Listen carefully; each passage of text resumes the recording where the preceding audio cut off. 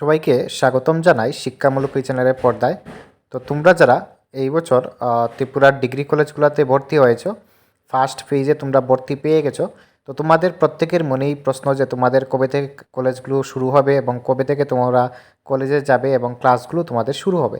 তো এখন অবধি হায়ার এডুকেশনের তরফ থেকে কোনো নোটিফিকেশন বের হয়নি যে তোমাদের ক্লাস কবে থেকে শুরু হবে, অথবা ত্রিপুরা ইউনিভার্সিটির তরফ থেকে বা এমবিবি ইউনিভার্সিটির তরফ থেকে এখনও কিন্তু কোনো অফিসিয়াল বিজ্ঞপ্তি জারি করা হয়নি যে তোমাদের ক্লাসগুলো কবে থেকে শুরু হবে।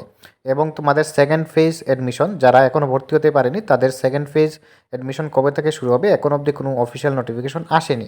তো যখনই অফিসিয়াল নোটিফিকেশন আসবে আমরা তোমাদেরকে জানিয়ে দেব। তোমাদের 15 তারিখ থেকে তোমাদের ক্লাসগুলো শুরু হওয়ার কথা রয়েছে। আশা রাখছি তোমাদের 15 তারিখ থেকে তোমাদের ক্লাসগুলো রেগুলারলি শুরু হয়ে যাবে যারা এই বছর ডিগ্রি কলেজগুলোতে ভর্তি হয়েছ। কিন্তু এখন অবধি কোনো অফিসিয়াল বিজ্ঞপ্তি আসেনি।